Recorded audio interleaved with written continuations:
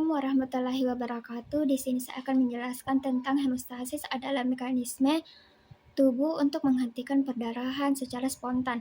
Ada 3 mekanisme, yaitu sistem vaskular, jaringan ikat, otot polos, endotelium, vasokonstriksi, sumbat trombosit, adesi, agresi, reaksi pelepasan. Faktor koagulasi itu jalur intrinsik, ekstrinsik, dan jalur bersama. Ada 2 komponen darah, yaitu cair, plasma, serum, faktor koagulasi pada sel-sel darah. Ada 3 faktor lokal, yaitu serotonin, histamin, dan prostaglandin. 2 mekanisme pada reseptor permukaan, faktor agresi trombosit, fosfolipid, fosfolipase A2, tromboksan A2, TXA2, agresi inhibisi, prostasikin PG12. Reaksi pelepasan selama proses agresi terjadi perubahan bentuk cakram. Bentuk cakram menjadi bulat disertai dengan pembentukan pseudopodia. Trombosit merupakan fragmen sitoplasma dari megariosit yang berperan dalam hemostasis primer. Reaksi pelepasan sak agresi yaitu trombin, kolagen, epinefrin, tromboksan A2 dapat menyebabkan reaksi pelepasan tergantung zat yang merangsang akan dilepaskan macam substansi biologik yang terdapat di dalam granula padat dan granula alfa. Trombosit dan kolagen menyebabkan pelepasan isi granula padat alfa dan lisosim dari granula padat dilepaskan ADP, ATP, ion kalsium, serotonin, apinefrin dari norepinefrin, dan granula alfa dilepaskan fibrinogen, WF, PF4, beta trombolobin, sedangkan dari lisosim dilepaskan bermacam-macam enzim, hidrosesim, asam, kadesfor. Faktor koagulasi berdasarkan huruf angka Romawi, faktor 1, 2, 3, 4, 5, 7, yaitu faktor 1 fibrinogen, faktor 2 protombin, faktor 3 tissue faktor, faktor keempat ion kalsium, faktor kelima prokalerin, faktor ketujuh proconvertin, faktor kedelapan faktor AFF, antihemofilik, faktor AHC, faktor ke-9 plasma THR, omboplastin, komponen PTC, faktor ke-10 Citoar faktor, faktor ke-11 plasma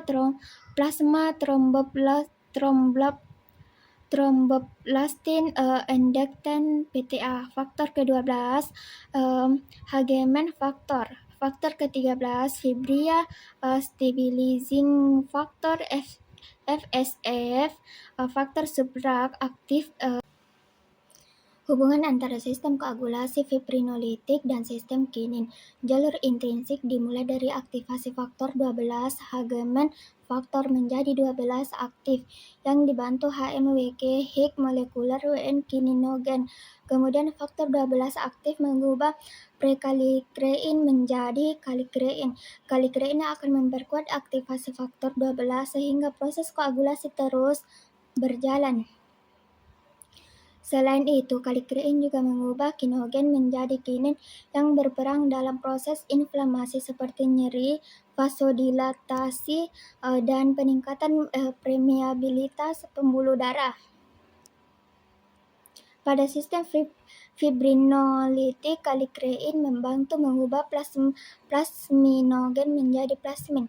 Plasmin berfungsi melarutkan fibrin sehingga bekuan darah dapat dihancurkan kembali. Faktor ke-7 proconvertin pada jalur ekstrinsik juga dapat diaktifkan menjadi 7 aktif sehingga membantu proses pembekuan darah menunjukkan bahwa sistem koagulasi, inflamasi, dan fibrinolitik saling berhubungan melalui peran faktor 12 kali krein, kinin, dan plasmin.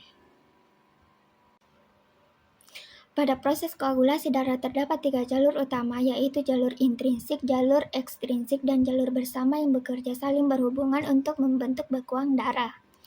Jalur intrinsik dimulai ketika darah berkontak dengan permukaan asing atau jaringan yang rusak sehingga faktor 12 Hageman faktor akan aktif menjadi 12 aktif. Kemudian faktor 12 aktif dengan bantuan HMWK dan prekallikrein akan mengaktifkan faktor 11 plasma tromboplastin attekenden menjadi 11 aktif, lalu faktor 11 aktif mengaktifkan faktor 9 Christmas faktor menjadi 9 aktif. Faktor 9 aktif kemudian bekerja bersama faktor 8 aktif antihemofilik faktor aktif PF3 trombosit dan ion kalsium yaitu faktor 4 Ca2+ membentuk kompleks tenase yang akan mengaktifkan faktor 10 Stuart faktor menjadi 10 aktif. Sementara itu jalur ekstrinsik dimulai akibat kerusakan jaringan yang menyebabkan keluarnya tromboplastin jaringan atau faktor 3. Faktor 3 akan berikatan dengan faktor 7 proconverting dan ion kalsium sehingga faktor 7 berubah menjadi 7 aktif. Kompleks faktor ketiga 7 aktif dan Ca2+ kemudian mengaktifkan faktor 10 menjadi 10 aktif dan sebagian juga dapat membantu mengaktifkan faktor 9 pada jalur intrinsik. Setelah faktor 10 berubah menjadi 10 aktif, maka kedua jalur masuk ke jalur bersama. Pada jalur bersama, faktor 10 aktif akan bergabung dengan faktor 5 aktif, Fa proakselerin aktif, PF3 trombosit dan Ca2+ membentuk kompleks protrombinase yang mengubah faktor 2 protrombin menjadi trombin atau 2 aktif. Trombin mempunyai peran sangat penting karena mengubah faktor 1 fibrinogen menjadi fibrin monomer. Fibrin monomer kemudian bergabung membentuk fibrin polimer yang masih lemah dan larut. Selanjutnya trombin yang mengaktifkan faktor 13 stabilisin faktor menjadi 13 aktif, lalu faktor 13 aktif bersama ion kalsium menstabilkan fibrin polimer menjadi fibrin polimer insoluble atau benang fibrin yang kuat dan tidak larut sehingga terbentuk bekuan darah yang stabil untuk menghentikan perdarahan.